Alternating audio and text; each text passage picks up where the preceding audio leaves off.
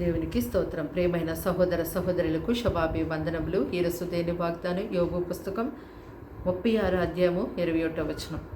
జాగ్రత్త పడుము, చెడుతనము చేయకుండము. దుఃఖానుభవం కన్నా అది మంచిదని నీవు వాన్ని కోరుకొని ఉన్నావు. చూడండి, దేవుడు తన పరిశుద్ధ వాక్యం ద్వారా ఇంత స్పష్టముగా మనకి తెలియచేస్తున్నారంటే ఖచ్చితంగా మనము చెడుతనం చేయకుండా జాగ్రత్త పడేవారిగా ఉండాలి. అయితే దేవుడు సెలవిచ్చినటువంటి మాటలు మనకి కష్టతరంగా ఉంటాయి.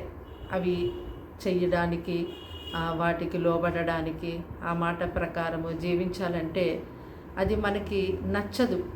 కానీ మనకి ఎటువంటి నష్టము, కష్టము, బాధ, దుఃఖము కలగకూడదని దేవుడు మనకి తన లేఖనాల ద్వారా మీరు ఇలా జీవించండి, అది చేయకండి, ఇలా ఉండండి అని చెప్పి ప్రతి ఒక్కటి ఆయన మనకు తెలియచేస్తున్నారు.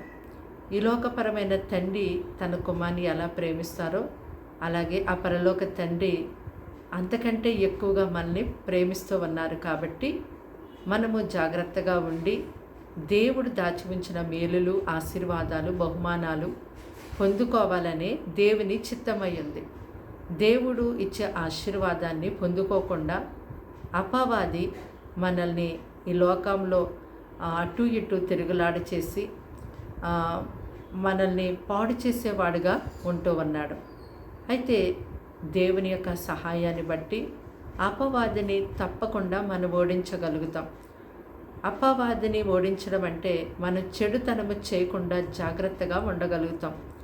కనుక ప్రతిరోజు మరి దేవుని సన్నిధిలో మోకరించి ప్రార్థించే అలవాటును కలిగి ఉంటే నీకు ఎదురయ్యే ఆ చెడుతనము, నీకు ఎదురయ్యే అపవాది యొక్క కార్యములు నీవు వాటిలో పడకుండా తప్పించుకోగలుగుతాం.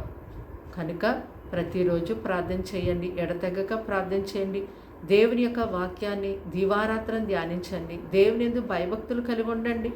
అప్పుడు మీరు తప్పకుండా చెడుతనం చేయకుండా జాగ్రత్తగా ఉండగలుగుతారు. ప్రార్థన. దేవా, నీకు వందనములు, స్తోత్రాలు, స్తుతులు చెల్లిస్తున్నాం తండ్రి. ఈ మాటలు వింటున్న ఈ బిడ్డల్ని ఎంతగానో మీ రక్తంతో కడిగి ముట్టి స్వస్థపరచండి.